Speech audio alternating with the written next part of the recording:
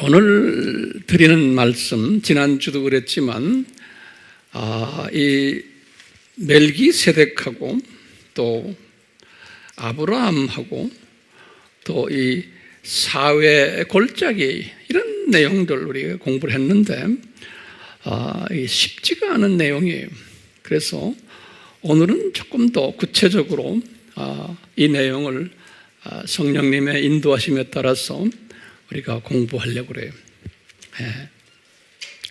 항상 제가 강조하지만 이 지도가 우리 눈에 이렇게 선해야 돼요. 이 지도를 잠깐 보시면은 다 알지만 잠깐 보시면 아브라함이 어디에 있었어요? 본래가 여기 유브라데 강이죠. 여기 디그리스 강이고 여기 유브라데 강, 이게 디그리스 강이죠.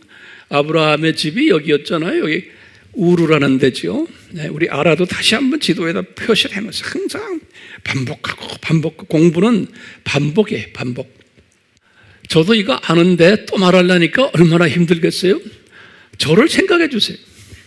그러니까 여러분들도 똑같이 그렇게 하셔야 돼요. 가르칠 때. 네. 안다고 이렇게 정해놓고는 그냥 넘어가지 마시고 알아도 또 반복해 드리세요. 가르치실 때. 거기 좋은 선생님이. 옆에 있는 이 도시가 바벨론이죠. 바벨론 종교가 이제 시작된 곳이죠. 여기에서 아브라함을 주님이 부르셔가지고 이분이 어디로 갔어요? 요 하란으로 갔죠. 하란. 여기에서 약 한 75세까지 계시다가 이제 이분이 이 가나안으로 내려오셨잖아요. 이렇게. 그래서 가나안에서 제일 먼저 어디에 갔어요? 세겜, 베델. 이거 왜 이리로 했지? 이리 내려왔어. 미안해요. 이리로 내려왔어. 그래서 세겜, 베델, 그 다음에 헤브론 이렇게 내려왔죠. 기억나시죠? 네. 헤브론 내려와, 여기는 지금 예루살렘이에요. 여기는 헤브론 내려와 있다가 지난 시간에 지난 시간인가 중동 전쟁 일어났잖아요. 네. 중동 전쟁은 이쪽 소돔 팀들과 이 페르시아만 팀들하고 전쟁이 일어났죠. 그래서 이제 이 페르시아만 팀이 이겨가지고 이 소돔 팀들을 다 인질로 잡아서 이쪽으로 올라갔는데 아브라함이 나중에 그 소식을 듣고는 이제 자기 조카를 이제 살리기 위해서 전쟁을 해가지고 아브라함이 어디까지 올라갔어요? 여기 시리아의 수도인 다메섹 이 정도까지 올라가고 여기 이제 단 지역 여기까지 올라가가지고 이제 노획물을 다 이제 뺏어가지고 대승을 했죠. 이래가지고 성령님께서 이분을 어디로 인도하셨어요? 지금요 예루살렘으로 인도하시는 거예요. 이분이 이제 예루살렘으로 성령님께서 이분을 예루살렘으로 인도하셨어요. 예루살렘으로 인도하셨는데 지금 이게 예루살렘 지역입니다. 딱 오는데 누가 나타났어요? 소돔 왕이 사회 골짜기에서 나타난 거예요. 소돔 왕이. 그래서 우리가 사회 골짜기 이야기했죠. 사회 골짜기에서 나타나고는 이제 여러 가지 대화를 하다가 그러다가 이제 살렘 왕인 멜기세덱이라는 분이 그분은 이쪽 지금 이게 성전들이거든요. 성전이고 성전들. 여기 이제 예레미야 동굴이. 오늘은 제가 예레미야 동굴 이야기를 좀 하려고 그래요. 이런 이쪽 지역에서 이제 나타나서 아브라함을 만나는 장면이. 지난 말씀은 이 소돔 왕의 사회 골짜기에서 만난 이야기를 주로 했고요. 오늘은 이제 멜기세덱이 살렘 왕이 이제 아브라함을 만나는 장면. 우리가 조금 심도 있게 공부하려고 그래요. 네. 그러면 다시 한번 정리해 보세요. 이 사회 골짜기를 성서에서는 여러 이름을 가지고 있어요. 이 사회 골짜기가. 우리 지난 시간에 공부했지만 한 번씩 적어보세요. 첫 번째, 이 사회 골짜기 이름이 왕의 골짜기다 이렇게 불렀어요. 오늘 본문에 보면 창세기 14장 17절에, 그러니까 이제 성경 구절을 꼭 적으세요. 왕의 골짜기다. 이 말은 무슨 왕이에요? 이 세상 왕, 사탄을 의미하는 거예요. 사탄의 골짜기다. 예수님이 사탄을 이 세상 왕으로 임명했죠. 요한복음 12장 31절이. 이 성경 구절이요. 요한복음 12장 31절에. 그래서 이제 첫 번째 이게 왕의 골짜기고 이름이, 두 번째는 흰놈의 골짜기다 그랬어요. 또는 흰놈의 아들 골짜기다 그랬어요. 예레미야 7장 31절, 예레미야 9장 6절에 요 흰놈이란 뜻이 뭔가? 요거 이제 요세푸스라는 역사학자가 흰놈이란 뜻은 고난의 땅이다, 또는 불타는 땅이다, 또는 쓰레기장이다. 그래서 이제 히브리 말로는 게헤논이다. 그것을 신약에 나오는 헬라 말로는 게헨나다 그런 거예요. 게헨나. 게라는 뜻은 땅이라는 소리예요. 또는 골짜기, 게. 그래서요, 흰놈의 땅이다 그런 소리나 마찬가지예요. 그래서 예수님께서는 이것을 이제 우리가 하나님의 자녀가 아닌 사탄의 자녀들이 죽으면 가는 지옥이다 그랬어요. 예수님께서 그 지옥이란 단어를 여러 번 쓰셨는데 마태복음 5장 22절 또는 5장 29절에서 지옥이라는 단어를 예수님이 쓰실 때 게헨나라는 단어를 썼어요. 게헨나라는 단어. 자, 이 골짜기 이름을 제가 지금 왕의 골짜기, 흰놈의 아들 골짜기 또는 흰놈 골짜기, 네 번째는 또 뭐라 그러냐면요, 살육의 골짜기다 그래요. 살육, 사람을 죽이는 살육의 골짜기다. 예레미야 19장 6절에 이 살육의 골짜기다. 이 왜 살육의 골짜기라 그랬냐면요, 우리 지난 시간에 했지만 요 소위 이스라엘에 부패된 왕들이, 또 이스라엘에 부패된 백성들이 거기에서 어린아이의 아들들을 죽이고 제물로 어린아이의 여자들을 죽이면서 제물로 만들어가지고 피를 흘리게 하면서 바벨론 우상에게 제사를 드렸던 곳이에요. 그래서 그것을 살육의 골짜기다, 예레미야가 그렇게 불렀어요. 19장 6절에 이 번제를 드린 이야기는 예레미야 7장 31절에 또 19장 5절에 그랬어요. 그러니까 더러운 곳이에요, 저기가요. 또 한 이름은 우리 공부했어요. 압살롬의 골짜기다 그랬어요. 저 골짜기를 제가 지난 시간에는 설교 끝난 다음에 가만히 생각해 보니까 성경 구절을 제가 안 드렸어요. 제가 오늘 드릴게요. 사무엘하 18장 18절에 압살롬의 골짜기다 그랬어요. 그 압살롬이 거기에다가 피라미드 기둥을 세우고 자기를 섬기도록 그렇게 만들어 놓은 골짜기예요.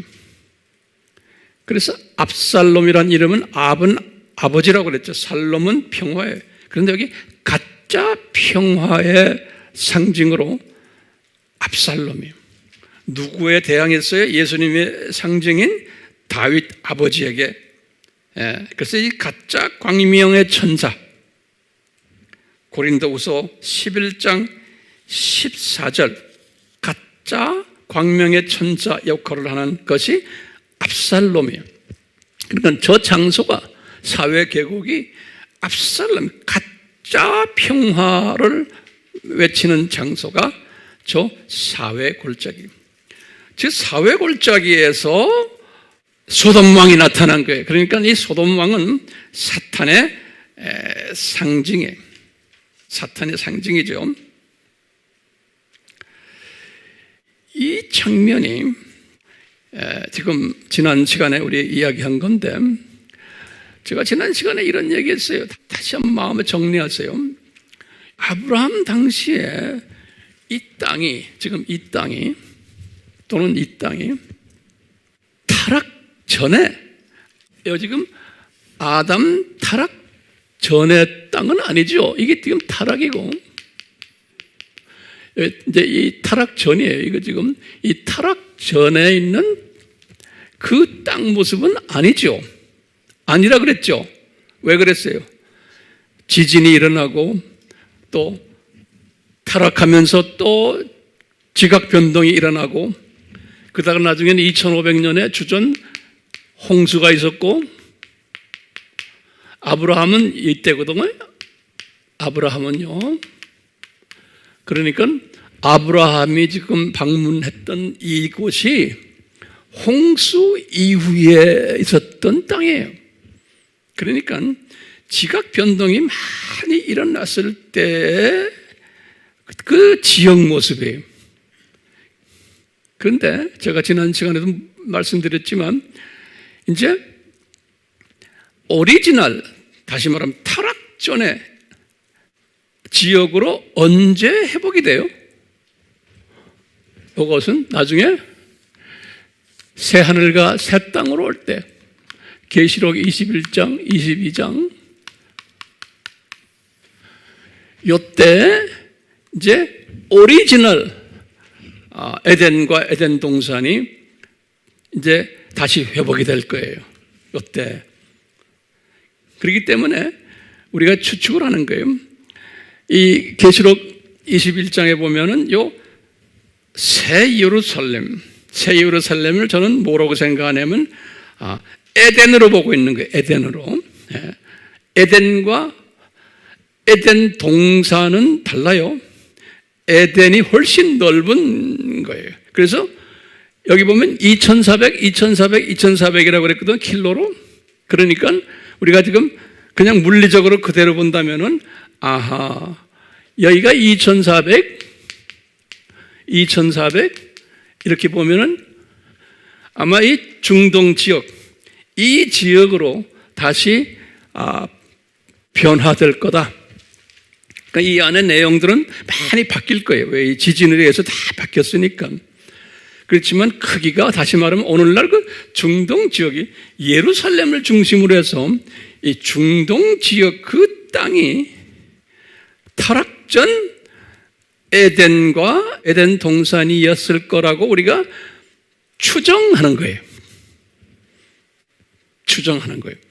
이제 그만큼 이놈이 이제 오리지널이 이 계시록 때 가서 21장, 21장 새 하늘과 새 땅 할 때 다시 회복된다고 생각하시면 돼요. 이 개념 잡았죠? 자, 그런 과정 속에서 지금 아브라함 때 변화된 이 모리아산, 지금 이 동네를 아브라함 때 보여주신 거예요. 우리가 나중에 이제 알다시피 요 새 하늘과 새 땅으로 갔을 때는 신기한 게 사회 계곡이 있겠어요, 없겠어요? 적어놓으세요. 없을 거예요, 분명히. 이 사회 계곡은 이 창조하실 때는 만들어 놓으셨는데, 예? 이게 굉장히 중요한 개념이에요. 창조하실 때는 사회 계곡을 만들어 놓으셨는데, 그 사회 계곡이 뭘까요? 저는 볼 때 뭐냐면, 요 사회 계곡은 창조하실 때 사탄이 거처했던 장소구나, 이렇게 우리가 짐작하는 거예요. 그러니까 타락 전이에요. 저 장소가 이 에덴이라는 큰 이 지역 안에 에덴 동산은 뭐냐면, 제가 이런 설명에 에덴 동산은 예루살렘과 유다 지방이었을 거다. 조금 더 넓게 보면 요 가나안 땅이 에덴 동산이었을 거다라고 짐작하는 거예요. 조금 좁은 의미로 보면 가나안 땅 안에서도 유다 지방, 그거보다 더 좁게 보면 예루살렘. 그런데 동산 중앙이라고 또 있는 거예요. 항상 타락 전에 그 동산 중앙에 뭐가 있었어요? 생명나무가 있었고, 그러니까 생명을 주는 나무예요. 그거 생명의 소스가 거기 동산 중앙에 있어요. 그리고는 거기다 뭐가 있어요? 선악을 구별하는 또 나무가 거기에 있었던 거예요. 동산 중앙에. 그 중앙이라는 의미가 굉장히 중요해요. 그러니까 아주 여기 센터에. 근데 거기에 보면 우리 창세기 3장 1절 보면 사탄이 있었다, 뱀이 거기 있었다 그랬잖아요. 그러니까요, 뱀이 있는 그 뱀이 있는 거처가 내 알기로는 요 사회 계곡으로 생각하시면 될 것 같아요. 그리고 동산 중앙에 두 나무 뭐예요? 생명나무와 무슨 나무예요? 선악을 구별해주는 지혜의 나무가, 그 나무는 이 동네에 있었던 것 같아요. 이 동네. 특히 제가 볼 때는 예수님께서 십자가에서 달리신 이 장소 나중에 제가 설명해 드릴게요. 여기 이스라엘 우리 갔다 온 사람들 알지만 그 버스 정류장이 있었어요. 버스 정류장, 그 예루살렘에 그 버스 정류장 그 위에 언덕산이 있는데 거기가 예수님의 십자가에 못 박혀 죽은 곳이다라고 전통적으로 알고 있어요. 모든 고고학자들이. 그래서 거기 보면 우리는 지난번에 안 갔지만 가든 툼이라고 그래요. 가든 툼, 영어로는. 우리 한국말로는 가든은 뭐예요? 정원 툼, 무덤. 그 근방이 이 동네에 있었어요. 여기. 그래서 여기에서 아담이 타락하지 않았나 보는 거예요. 그러니까 그 당시에는 이 지역이 지금같이 이렇게 안 생겼겠죠. 아주 이쁘게 다 생겼을 거 아니에요. 지금 이 지진이 일어나고 해서 지금 변했지만 여기에서 왜냐하면 아담이 타락했던 그 장소가 중요해요. 그 장소에서 예수님이 죽으시는 거예요. 그러니까 이 양반을 살리시려면 그 자리에서, 그러니까 예수님이 십자가에서 달리신 그 장소가 아담이 타락했던 그 자리 같아요. 그 동산 중앙, 그 먹는 그 장소. 그러니까 이제 추측을 그렇게 하는 거예요. 자, 그렇게 해놓고 우리가 이제 하나하나 좀 풀어봅시다. 이 소돔 왕이 아브라함을 이제 이렇게 영접하면서 무슨 유혹을 했어요? 창세기 14장 21절에 보면은 그랬어요. 네가 노획한 모든 사람들을 그거 나에게 달라 그랬어요. 노획한 사람들, 지금 전쟁하면서 노획했잖아요. 그러면서 물품은 당신이 가져라 그랬어요. 이 노획한 사람들을 자기가 가지겠다는 건, 그 노획한 사람들은 영적인 의미에서 뭐냐면 사탄의 자녀들이에요. 그 사탄의 자녀들은 내 거다. 그리고 물품은 너 가져라. 그러니까 예외를 딱 둔 거예요. 이 자녀들, 이 노약한 사람들 중에서 네 조카 롯만 네가 가져가라. 그러니까 롯은 하나님의 자녀로 예정된 분으로 생각하시면 돼. 아브라함에 속한 사람이에요. 이 물품도 실은 이게 사탄의 소유예요. 왜? 사탄의 자녀들의 거예요. 그러니까 아브라함이 뭐라고 반응했어요? 14장 22절에서 23절에 보면은 이 자녀들 너 다 가져라. 물품 다 가져라. 그건 내 거 아니라는 거예요. 이렇게 반응했어요. 그런데 하나님의 자녀와 하나님의 자녀들에 속한 것과 사탄의 자녀들과 사탄의 자녀에 속한 것을 이렇게 분별하시는 장면이에요. 그러면서 어떻게 이 아브라함이 이런 마음을 가졌을까요? 물질의 욕심도 없었고 또 사람들에 대한 욕심도 없었던 거예요. 그 이유는 뭐냐면 아브라함이 믿음이 있었어요. 무슨 믿음이 있었냐면 아브라함이 고향에 있을 때 너 고향을 떠나면 네 조카도 떠나고 아버지 엄마 다 떠나면은 그래서 내가 약속한 땅에 가면은 그 유명한 아브라함과의 계약이 창세기 12장 2절과 3절에 내가 너에게 복을 주고 네 씨에게 복 주고 네 씨를 통해서 만민이 복을 받을 것이라는, 그러니까 이분은 벌써 그 말씀을 듣고 믿었어요. 그러니까 지금요 이번 전쟁을 통해서 받은 것들은 별거예요. 지금 아브라함에게는 큰 그림을 보여주신 거예요. 이러고는 주님께서 아브라함에게 또 약속하신 게 있어요. 롯이 떠난 후에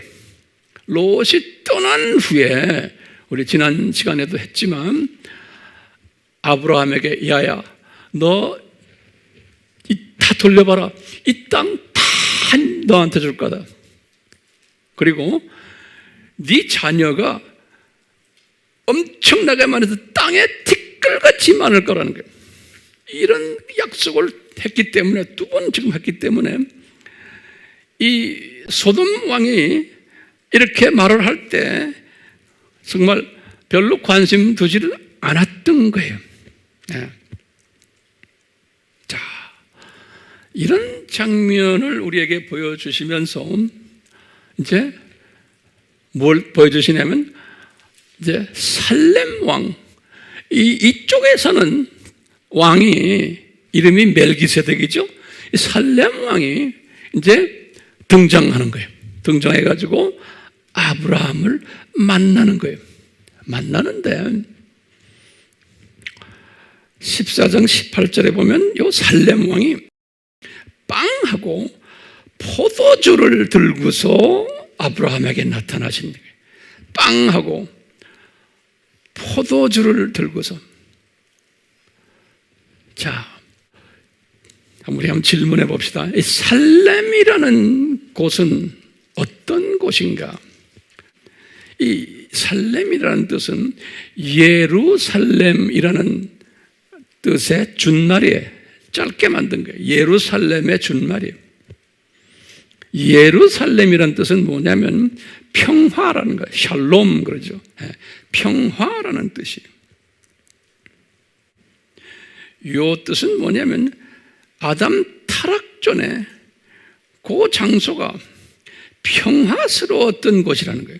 아담 타락 전에, 다시 말하면 에덴이, 모리아 산이 아주 평화스러웠던 땅이라는 거예요.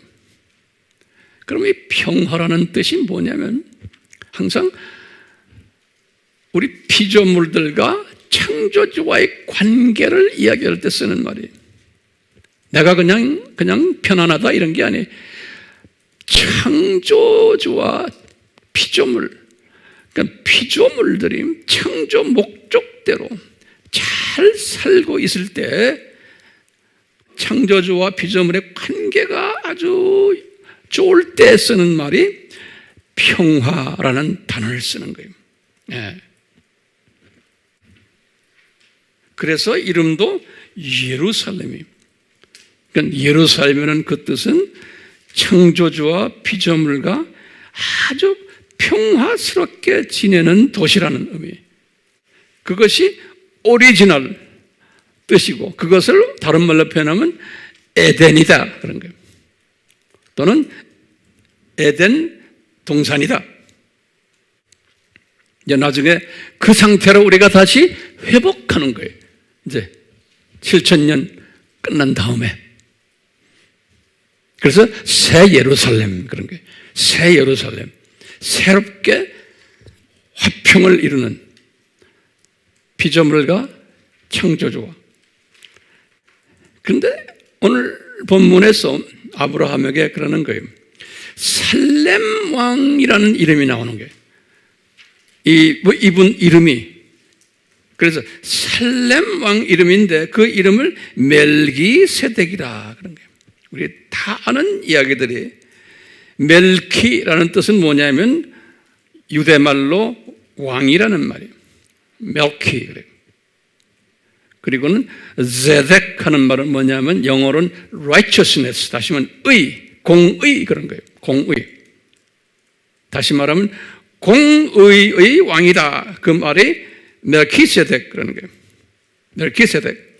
공의의 왕이다. 이 말은 뭐냐면 이분은 공의라는 뜻은 뭐냐면 불의를 보면 못 견디는 분이시다. 이런 말이나 똑같아요. 불의를 보면 못 견디시는 분이시다.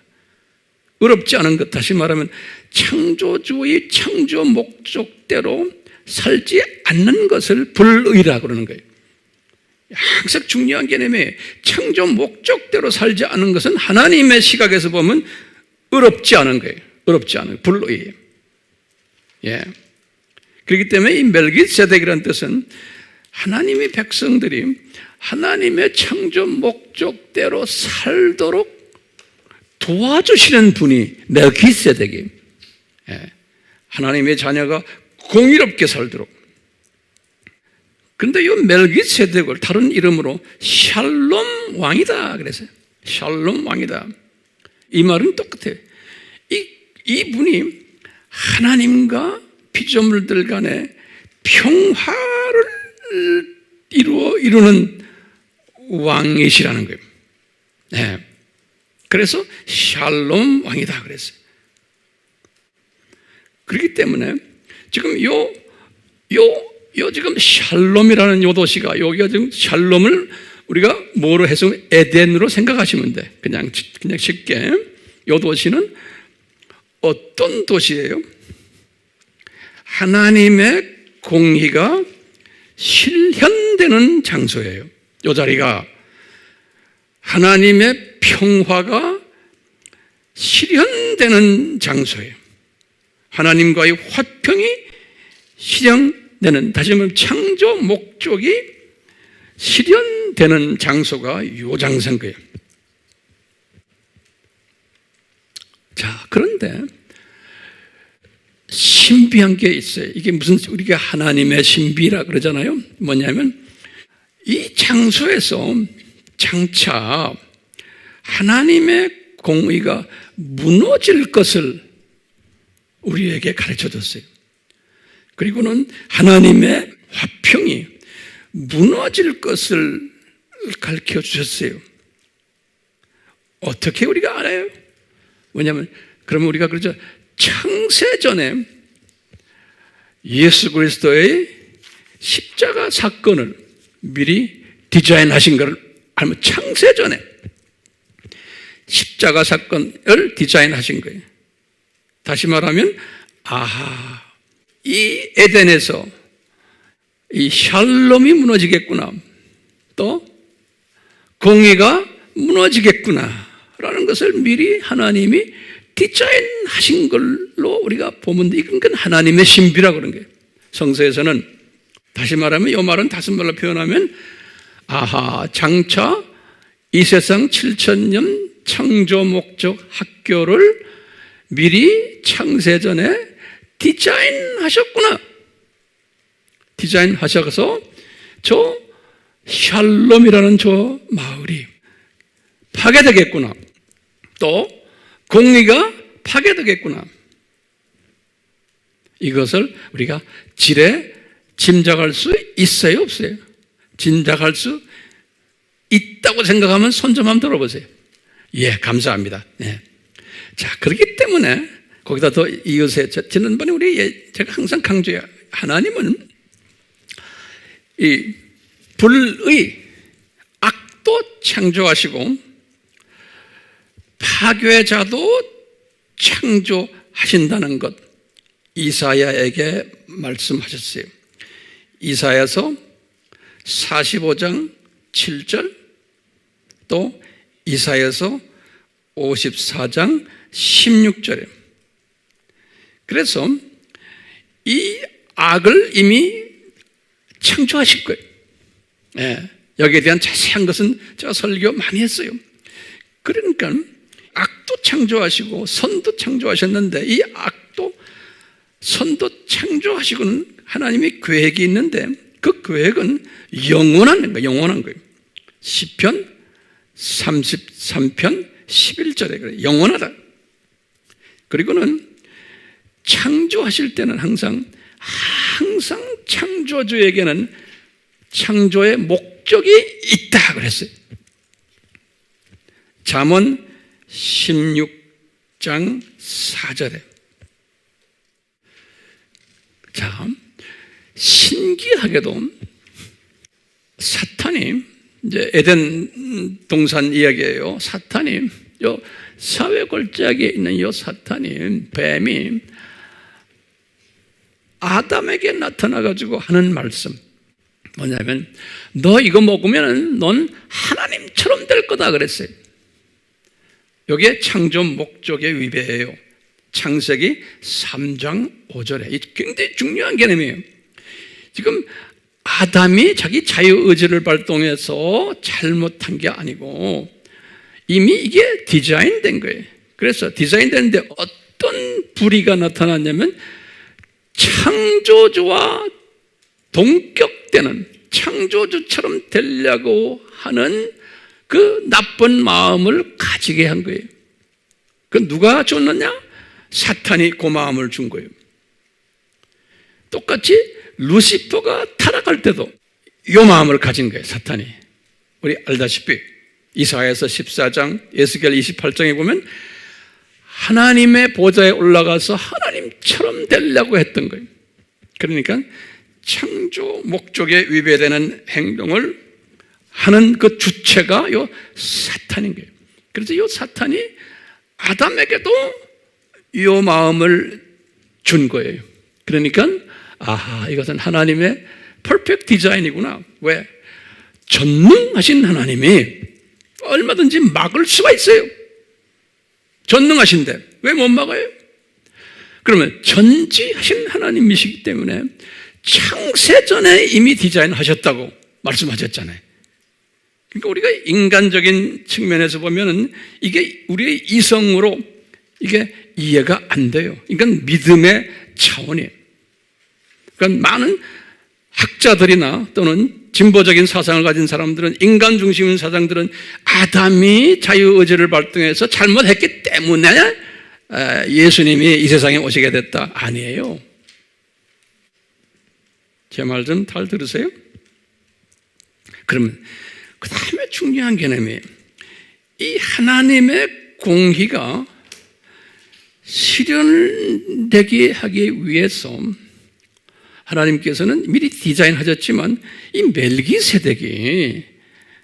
멜기세덱이 공의의 하나님의 샬롬의 하나님이 아브라함에게 오실 때 빵과 포도주를 가지고 오신 거예요.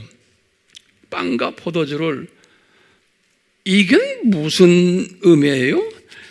이 공의가 실현되려면, 회복되려면, 샬롬이 회복되려면 이제 멜기세덱 예수님께서 잠깐 인간으로 오셔가지고 지금 아브라함에게 나타나신 거예요. 얘야 아브라함아, 내가 이제 십자가에서 피를 흘리고 요 포도주가 돼야 되고 살이 찢겨서 완전히 내 살이 전부 다 뭉그러져야 되지만, 그래야지만 그것을 먹는 자들이 이 공의가 회복이 된다는 거예요. 샬롬이 회복된다는 거예요.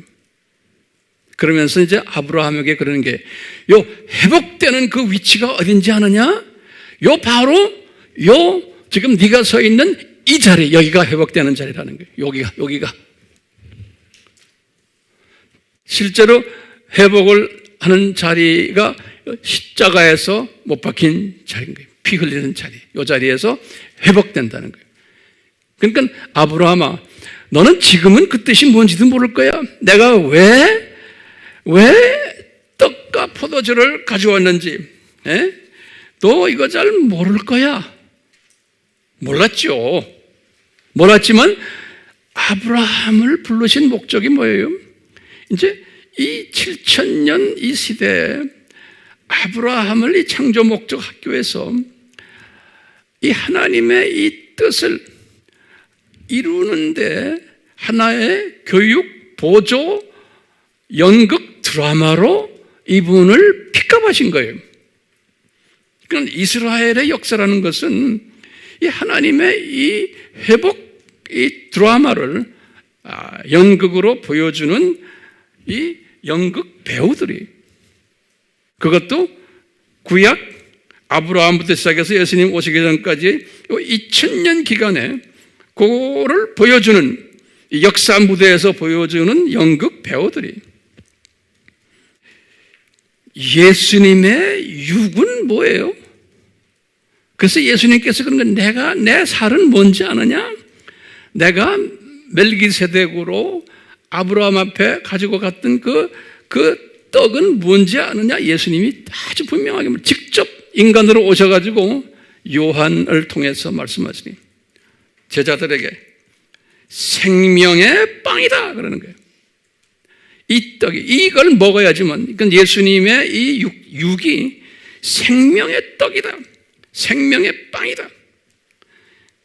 요한복음 6장 35절에서 또 48절에 이게 이 세상 떡이 아니라는 거예요. 나는 하늘에서 내려온 떡이다 하는 거예요. 네. 요한복음 6장 50절에서 이 떡을 먹으면 영원히 배고프지 않단다 그러는 거예요. 영원히, 그러니까 영생을 소유하게 된다는 거예요. 그러면서 예수님이 그러니까 이것이 진짜 양식이다 그래, 참 양식이다.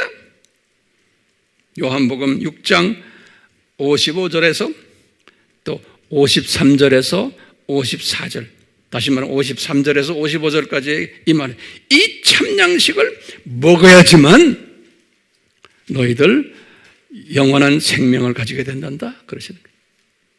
그러시면서 예수님께서 계속해서 말씀하세요. 요한복음 6장에 내 피는 어떤 피냐? 이게 포도주인데 이 포도주가 어떤 뭐냐? 참 음료란가? 요한복음 6장 55절에 생명을 주는 생수란다 그러는 거예요. 생수란다. 요한복음 6장 53절에서 54절에 이것을 예수님께서 사마리아 여자에게도 똑같이 말해요. 내가 주는 이 생수는 영원히 목마르지 않는 생수란다 그러는 거예요. 요한복음 4장 14절에 그렇기 때문에 요한복음 4장 14절에 뭐라고 그러냐면 이건 영원한 생명이 솟아나오게 하는 샘물이란다 그러네. 샘물. 그렇기 때문에요, 아브라함이 이 멜기세덱께서 이 떡과 포도주를 들고 나타났을 때 아브라함이 그 뜻을 아셨을까요? 노트에다 적으세요. 모르셨다. 이 말을 꼭 적어요. 그렇지만 너는 몰라도 괜찮아. 그냥 이제 내가 너와 네 후손들의 역사를 통해서 내가 이것을 이제 보여줄 거다는 거예요. 드라마로. 너희들은 그 드라마 연극 배우들이다. 그리고는 이 사건 후에 소위 이삭이 태어나고 이삭이 16세 되었을 때 요 부엘세바에 있었을 때, 여기 부엘세바라고 여기 부엘세바에 있었을 때 우리 잘 알죠? 얘야 네 아들 이삭을 모리아 산에 가서 바쳐라 그러는 거예요. 여기 모리아 산에. 창세기 22장 이야기죠. 네 아들을 모리아 산에 가서 바쳐라. 그런데 분명히 모리아 산에서 바치는데 내가 다시 이 아들 죽지 않게 해줄게라는 말씀을 아마 하셨던 것 같아요. 그래서 이 아브라함이 이제 사환 두 분을 데리고 같이 이제 갔는데 이제 가서 바치기 직전에 사환한테 하시는 말씀 보면 우리가 알 수 있어요. 뭐냐면 우리가, 그러니까 나와 내 아들이 다시 돌아올게. 그러니까 잠깐 여기 있어라. 그러니까 제사 드리고 돌아올게. 근데 기가 막힌 게 말이죠. 아브라함은 자기가 그걸 하는 걸 왜 하는지를 몰랐어요. 왜냐? 이분은 그냥 드라마의 연극 배우예요. 그런데 나중에 바울이 2000년 후에 갈라디아서 3장 16절에 그 바울이 주후 49년에 바울이 깨달은 거예요. 바울에게 말씀하시는 거예요. 바울아, 그때 2000년 전에 요 모리아 산에서 이삭을 바칠 때 그 이삭이 누군지 아느냐? 누구의 표상인지 아느냐? 그래서 단수로 표현, 단수, 이삭. 예. 그 C, 그런데 C라는 게 단수로 되어 있어요. 그러면서 요 이삭이 예수님의 표상이란다? 갈라디아서 몇 장 몇 절에? 3장 16절에. 이 말은 뭐예요? 저 자리에서, 요 자리, 여기에서 예수님이 장차 이제 십자가에서 죽으실 것을 미리 다 보여주신 거예요. 그러니까 바울은 이미 죽으신 예수님을 이미 다 본 거죠. 그래서 그 죽으신 예수님의 이야기가 2000년 전에 아브라함에게 이렇게 다 보여주셨단다. 멜기세덱을 통해서 또 모리아산에서 제물로 바치는 이야기를 다 들려줬단다. 그러니까 이제 우리가 이걸 알 수가 있어요. 아하, 이게 하나님의 창조 목적 학교를 세우시기 위해서 하나님의 이 복, 저주, 복 프로그램을 디자인하셨구나. 타락 전에는 복을 주셨다가 육헌령에, 타락 후에는 그 복을 다 뺏어가셨어요. 저주로. 그리고는 그 저주를, 이제 저주 안에 있는 그 저주를 누가 뒤집었어요? 예수님이 오셨어. 멜기세덱이 오셨어. 그 저주를 뒤집어 쓰시는 거예요. 그래서 십자가에서 죽는 것은 저주를 받는 거다. 신명기 21장 23절에 모세에게 말씀하셨어요. 그래서 예수님께서는 저주를 뒤집어 쓰시려고 지금 오시는 거예요. 그래서 저주를 뒤집어 쓰신 그 증거가 뭐냐? 이분이 육이 완전히 다 뭉개지시고 파괴되고 피를 흘리시고, 그러니까 그 저주를 뒤집어 쓰신 이분의 떡과 포도주를 먹으면은 우리는 저주에서 다시 복으로 회복된다라는 프로그램이에요. 그게 창조 목적 학교의 프로그램이에요. 그러니까 이 창조 목적 학교는 복으로 회복되는 학교라고 저는 보고 있어요. 예, 복으로 회복되는. 예. 그래서 이 일을 드라마의 캐릭터로 하나님이 일방적으로 아브라함을 택하신 거예요. 아브라함이 잘나서가 아니잖아요. 이분을 그냥 은혜로 예정하시고 선택하셔가지고 때가 되어서 아브라함을 부르셔가지고 이 일을 우리를 위해서 드라마 역사 속에서 진행하도록 하신 거예요. 그러니까 아브라함은 그냥 드라마의 캐릭터로 그냥 했던 것 뿐이지, 자기가 이 사회 계곡에서 이 소돔 왕을 만나는 것도 그렇고, 지금 이 멜기세덱을 만나서 지금 떡과 포도주에 관한 내용도 이분 내가 볼 때는 자세히 몰랐어야만 돼요. 왜냐? 아직은 이분은 그걸 알면 안 되게 돼 있어요.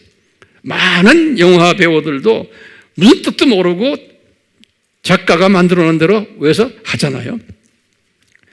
자, 그렇기 때문에 우리가 이제 다음에 이제 언젠가 공부하겠지만 이 6월절 사건에 이제 창세기 15장 13절에서 16절에 그랬죠. 아브라함아, 때가 되면은 네 후손이 이방 나라에 가서 400년 동안 노예 생활하다가 이 땅으로 돌아오리라. 창세기 15장 13절에서 16절. 예수님의 입장에서 보면 이거 큰 그림을 그린 거예요. 이 아브라함의 후손들이 이방 나라에 가가지고 400년 노예 생활하다가 이 땅으로 돌아오리라. 그 출애굽 사건 아니에요? 그 6월절 사건이죠. 그럼 왜 그래요? 이 6월절 사건을 이 이스라엘의 역사를 통해서 한번 보여주시는 거예요. 이 예수님의 살과 피의 사건을 아주 역사 속에서 구체적으로 보여주시는 거예요. 이것을 아브라함에게 지금 이 동네에서 지금 이 에덴에서 미리 다 가르쳐 주신 거예요.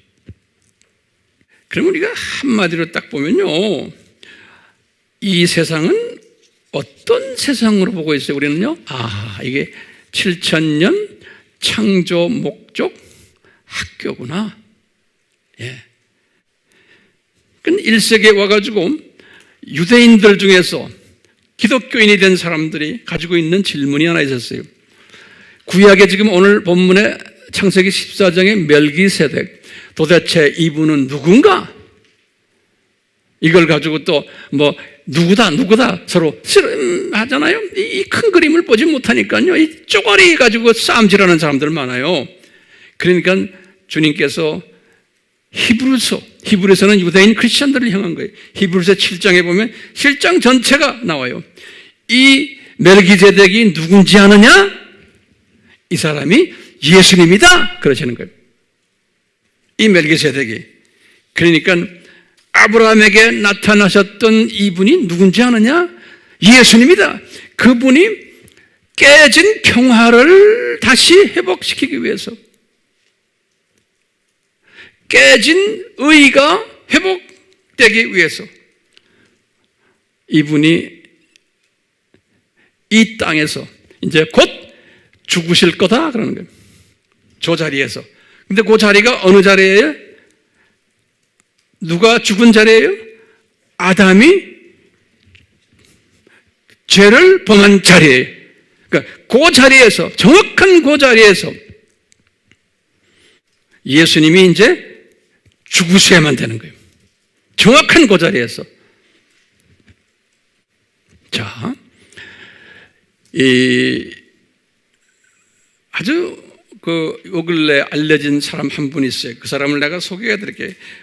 론 라이엇이라는 사람인데요.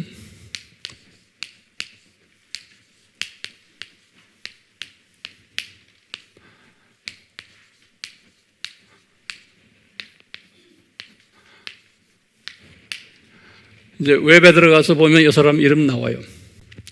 제가 수년 전에 이 사람이 지금 1999년에 죽었어요. 이 사람이 강의하는 것을 제가 한번 들었어요. 이 사람이 66세에 죽었어요. 근데 이 미국의 그 테네시주의 한 마을 출신인데 남자 간호사예요. 간호사. 이 간호사 출신인데 이 사람이 아주 신실한 크리스찬이에요. 복음주의 크리스찬이에요. 주님께서 이 사람을 어떻게 쓰셨냐면 이제 44세가 되었을 때 나이가 1977년부터예요. 44세가 되었을 때 이 사람이 이 진보주의 신학자들이나 목사들이 주장하는 것들 있잖아요. 모세가 홍해를 가른 것도 그거 이야기 그냥 하나의 신비한 거지 실제가 아니다. 또는 노아의 홍수도 그건 하나의 신비지 실제가 아니다. 이 론 와이트라는 사람이 갈등하는 거예요. 자기가 한번 실제로 노아의 방주를 한번 가서 실제 있나 없나를 한번 체크해보고 싶다. 그래서 이 사람이 이 노아의 방주를 가서 실제로 찾아낸 사람이에요. 그뿐 아니라 또 홍해를 건넜다 그랬는데 홍해가 갈라졌으니까 애굽 군인들이 물에 빠졌을 거 아니에요? 그러니까 그 홍해 바닥까지 들어가가지고 자기 팀들이 있어요. 미국의 이 리서치하는 팀들이 홍해 바다 밑에까지 가보니까 거기에 애굽 군인들이 말 타고 가던 수레 있죠? 이 바구들이고 뭐고 거기 다 홍해 밑바닥에 있는 거를 다 사진 찍어 온 거예요. 그러니까 모세의 그 출애굽은 홍해가 갈라져서 애굽 사람들이 죽었다는 것이 전부 다 증거가 되어버렸어요. 그렇기 때문에 항상 이러다 보면 이 신학계 안에서 소위 그 학자라는 사람들이 있어요. 예컨대 고고학을 또 전공을 하는 학자들이 있어요. 이런 사람들 중에서 이 사람을 비난을 엄청나게 하는 거예요. 너는 고고학을 전공도 한 친구가 아니고 어떻게 간호사 출신이, 우리는 고고학 박사들이고 수십 년을 고고학을 했는데 네가 어떻게 돌아다니면서 건방지게 그런 걸 찾아가지고 여기저기에다 발표하느냐. 그래가지고 엄청난 핍박을 받았어요. 이 사람이 외롭게. 주님께서는 항상 그렇게 하세요. 그러니까 오늘날 이 학문이라는 게 이 잘못된 학문이, 교만한 학문이 너무 많아요. 이 신학교가 그래, 신학교가. 내가 보면요. 그래서 이런 사람을 그냥 왕따 시킨 거예요. 그런데 이 사람이 그걸 무서워하지 않고 어떤 것을 이분이 또 리서치를 했냐면 그 리서치한 것을 제가 그분이 강의하는 걸 쫙 들었어요. 오래전에 보면서 참 주님의 뜻이 이 사람한테서 이렇게 발견되는구나. 그래서 제가 이 설교를 준비하시면서 우리 성령님께서 저에게 우리 아미 식구들에게 이 이야기를 좀 해줘라. 그래서 제가 하려고 그래요. 자, 이 사람이 성경 중에 외경이라고 했어요. 외경에 보면 마카비서라고 있는데 마카비서 2장 4절에서 8절에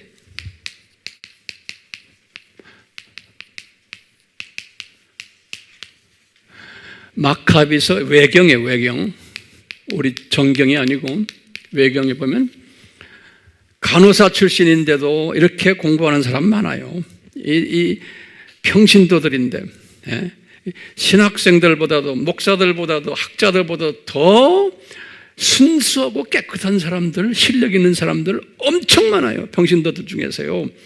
그러니까 우리 목사들 괜히 까불다가는 이제는 까불지도 못해. 이제는 이제 오늘날 주님께서 이 평신도들을 실력 있는 사람들을 너무나 많이 만들어내세요. 자, 보세요. 이 사람이 이 마카비서 외경 2장 4절 8절에 딱 보니까 법궤가 어디에 있다라고 적혀 있는 거예요. 법궤. 이 법궤가 하나하나 적으세요. 이 법궤가 이제 어디에 있나가 굉장히 중요했던 거예요. 왜냐하면요, 이 586에 주전 586이면 바벨론 침략 때 예루살렘 성전이 무너졌잖아요. 무너지기 전에 법궤가 어디로 도망가 버린 거예요. 그러니까 바벨론 분들이 법궤를 파괴시킨 게 아니고 법궤가 없어졌어요. 그 전에 이미. 그래서 이제 오늘날 제3성전을 지으려고 하는 사람들, 제3성전, 우리 예루살렘 성전 지으려고 할 때 법궤가 있어야 되는데 아직 법궤를 찾지를 못하는 거예요. 법궤를 찾지를 못해요. 그래서 지금 제가 예전에 한 10몇 년 전에 우리 아바제가 가르칠 때도 이 법궤 이야기를 했어요. 그래서 이제 학자들 사이에서 이 법궤가 어디에 숨겨져 있을까 하면 두 학설이 있어요. 첫 학설은 뭐냐면 우리 팔라사 이야기 들었죠? 에티오피아 유대인들이 팔라사들이 그 팔라사의 그 시조가 누굽니까? 솔로몬의 그 처 중에 한 분이죠. 그분 이름이 뭐예요?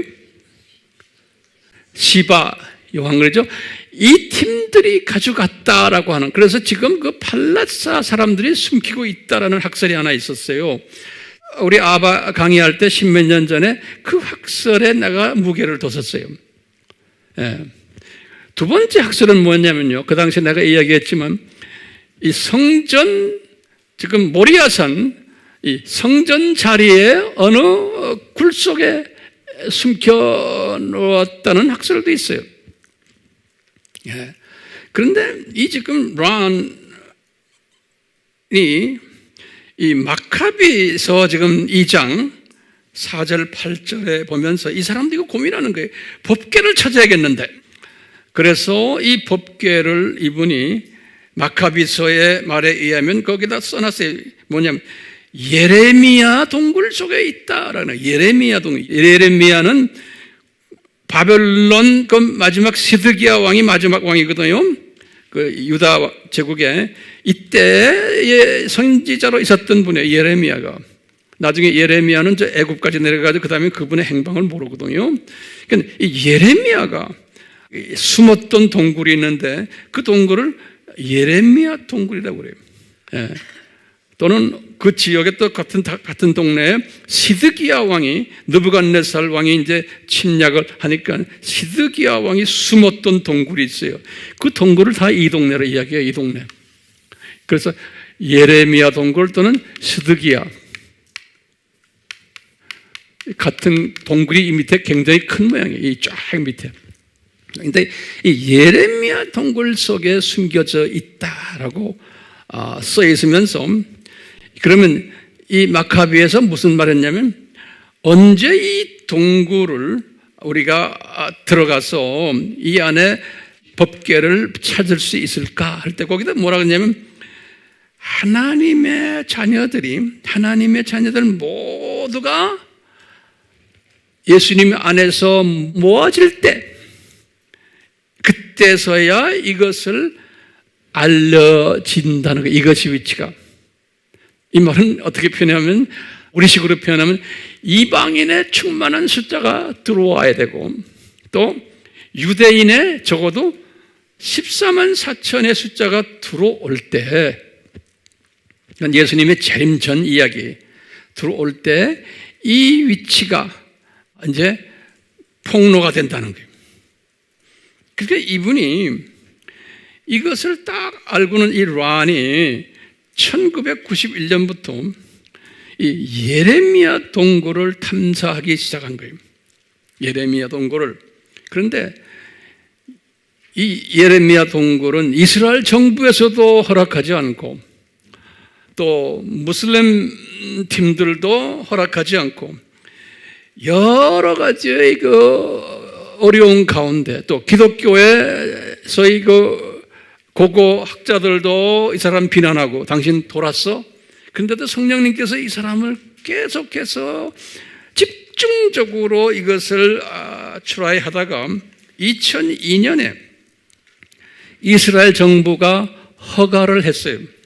2002년에 너 들어가라. 그 대신에 정부의 관리들과 같이 들어가 보니까 이게 예전에 이미 다 지진으로 지형 변화가 일어나고 뭐 여러 가지 안에 있으니까 이 동굴도 들어가서 자기네가 생각하는 그 법궤가 있는 것을 뭐 바위를 부시고 뭐 부시고 하면서 들어가, 이게 법궤가 그러니까 이 큰 바위 속에 숨겨져 있는 거예요. 지진에 의해서 이게 여러 가지로 이제 이 지적 변화가 있어서, 그러니까 이 사람이 성령님이 인도하신 거죠. 그냥 찾아 들어가다가 법궤가 있다고 하는 자리를 이제 발견한 거예요. 이분이. 근데 법궤가 이 바위 속에 그 용암에 의해서 이렇게 해서 덮여 있는데 요 자리일 거다라고 이제 잡아낸 거예요. 이 사람이. 자, 그런데 그 자리가 어디였냐면, 이분이 보니까 기가 막힌 게요, 예수님이 십자가에서 죽으셔서 매달려 있는 그 자리에 바로 밑인 거예요. 그래서 예수님의 그 여자가 십자가 그려놨죠, 여기 바로 밑인데, 이 놀라운 이야기예요. 뭐냐? 그 예수님이 십자가에서 피를 흘리시고는 피가 뚝뚝뚝뚝 흘려가지고, 그 바로 지금 덮개가 숨겨져 있다는 거기에 피자국이 아주 선명하게 쫙 내려와 있는 거예요. 그러니까 예수님께서 죽으시면서 예수님의 그 보혈이 그 지금 법궤의 지성소에 법궤의 그 법궤면 알죠? 그 법궤에 이제 떨어지는 거예요. 법궤 위에. 다시 말하면 요 예레미야가 또는 시드기야가 법궤를 그쪽에다 숨겨놨는데, 숨겨놓은 그 자리가, 그러니까 예수님이 죽으시기 훨씬 전 이야기예요. 500~600년 전 이야기예요. 예수님이 못 박힌 바로 밑에 땅 밑에다가 숨겨놓은 거예요. 그래서 같이 갔던 한 4명 정도가 그 안에서 지금 했는데, 이스라엘 정부의 그 정부 공무원들하고 같이 갔는데, 이분들이 뭐 했냐면 그 내려온 피를 긁어다가 채취해가지고, 지금부터 잘 들어요. 이 피를 채취해가지고 이스라엘의 예루살렘의 아주 유명한 병원에 가져갔어요. 피를 병원에 가져가서 혈액 검사를 한 거예요.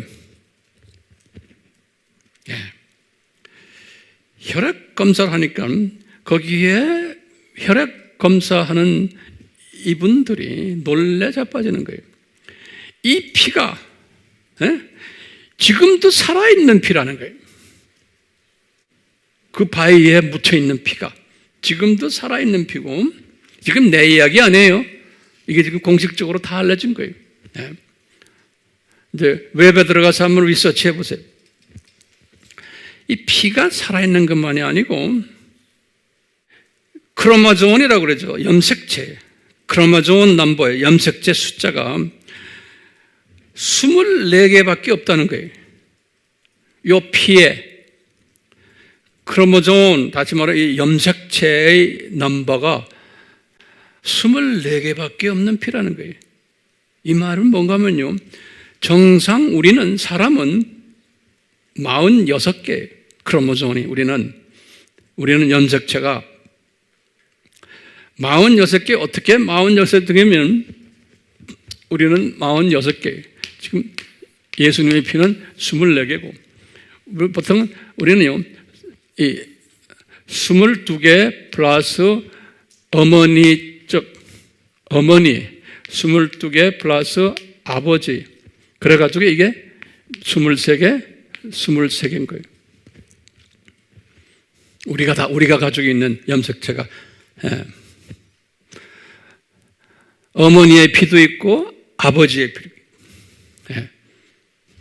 22, X, Y. 그래서 23개. 그래서 46개가 우리가 염색체를 가지고 있는데, 이 피는 24개라는 거예요. 그런데 24개인데, 요 22, 엄마 염색체는 있다라는 거예요. 23개.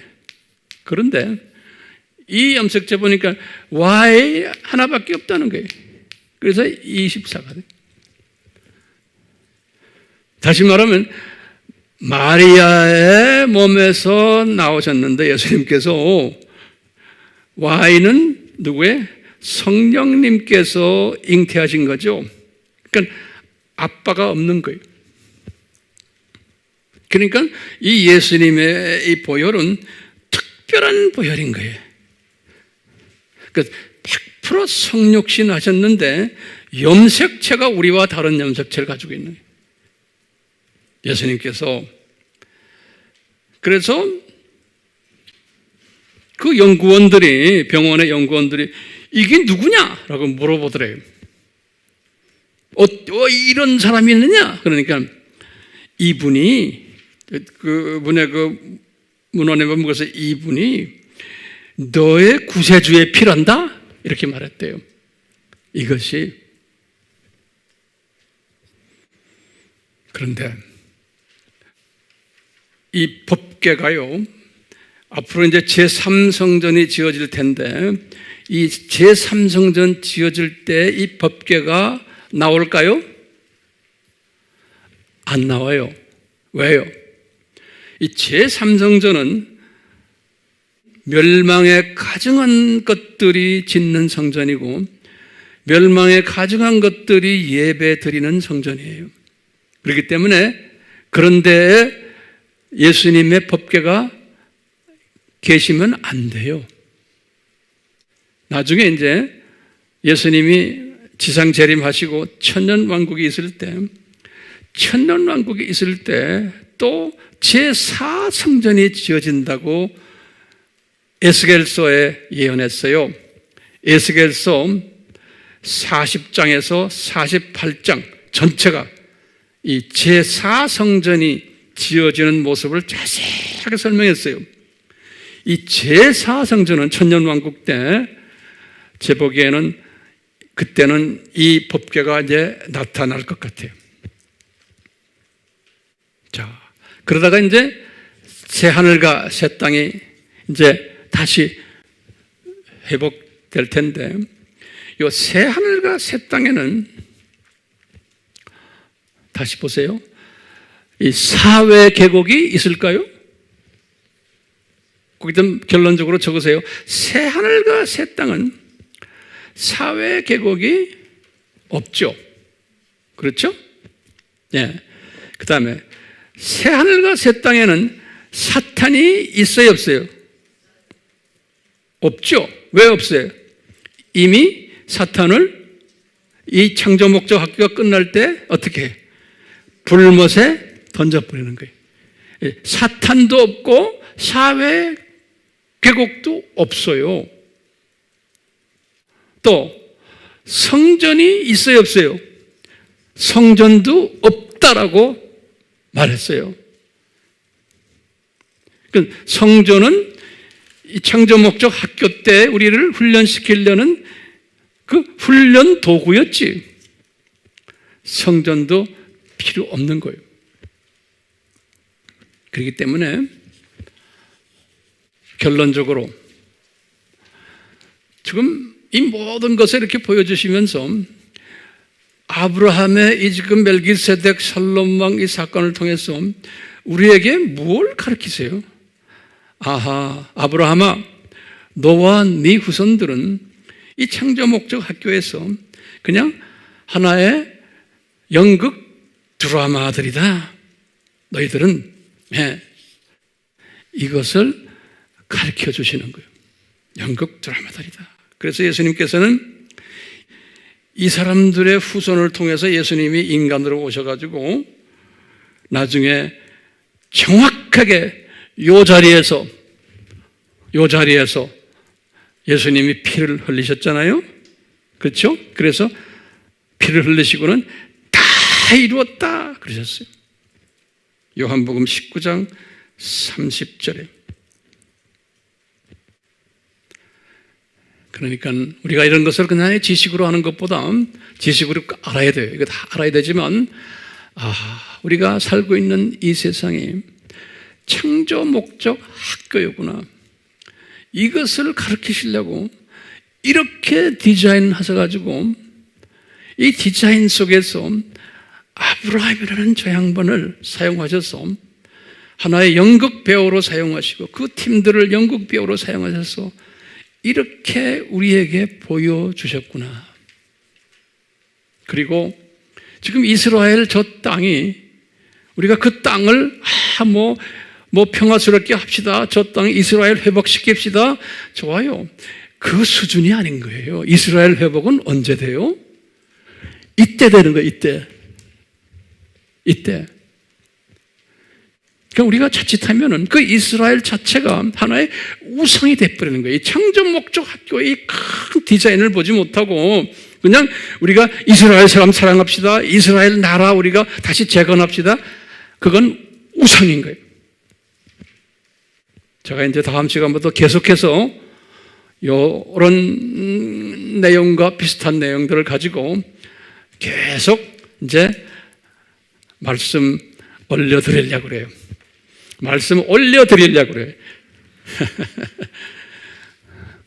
예수님 저희들에게 끊임없이 그 예수님이 가르쳐 주시는 그 엄청난 신비를 가르쳐 주시고, 우리가 이것을 내 스스로가 깨닫고 주변 많은 형제 자매들에게 나누며 그 창조 목적 학교의 그 중요성과 절대성을 외치는 나팔수가 되도록, 이제 창조 목적 학교가 거의 끝내가고 있는 시대라는 것을, 시대 분별력을 가지고 나팔을 보는 나팔수가 되도록 성령님이여 인도해 주시옵소서.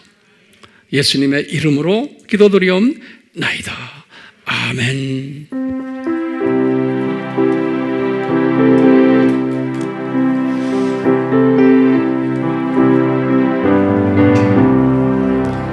주님 뜻대로 살기로 했네.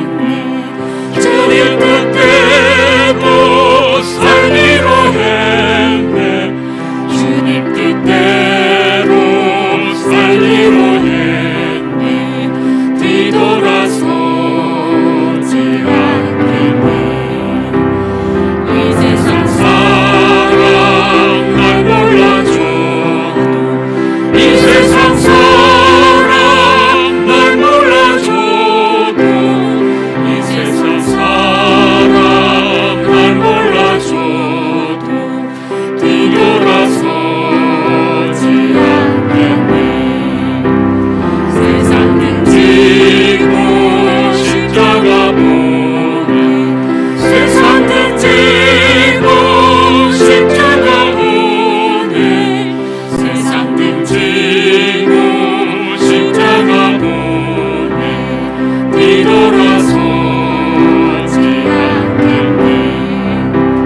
주님 뜻대로 살기로 했네. 주님 뜻대로 살기로 했네. 주님 뜻대로 살기로 했네. 뒤돌아서지 않겠네. 이 세상 사랑 날 몰라줘도, 이 세상 사랑 날 몰라줘도, 이 세상 사랑 날 몰라줘도 뒤돌아서지 않겠네. 세상 등지고 십자가 보네. 세상 등지고 십자가 보네. 세상 등지고 십자가 보네. 뒤돌아서지 않겠네. 잠깐 여기 보시면 요 지금 예수님의 십자가 달리신 요 장소, 여기가 어떤 장소 같아요? 그 장소가 오리지널 타락전에 생명수 나무가 있었던 것이고, 또 뭐예요? 선악을 앓는 지혜를 주는 나무가 있었던 것이고, 그 자리가 에덴의 어디 중앙이고, 그 자리에서 아담이 타락해서 죽은 자리에 정확하게 그 아담을 살리는 일을 예수님이 그 자리에서 하신 거예요. 네. 그래서 그 자리 바로 밑에다가 성령님께서 법궤를 숨기도록 하신 거예요. 그러니까 우리가 새 하늘과 새 땅에 가면 그 동네가 아주 기가 막힌 동네로 이렇게 보이면서 우리는 이 동네가 여기였군요. 그런 지혜자들 되시기를 예수님 이름으로 축원합니다. 우리 예수 그리스도의 무한하신 은혜와 성부 하나님의 사랑하심과 성령님의 깨닫게 하심이, 가르치는 능력을 주심이 우리에게 넘쳐나기를 축원하옵나이다. 아멘.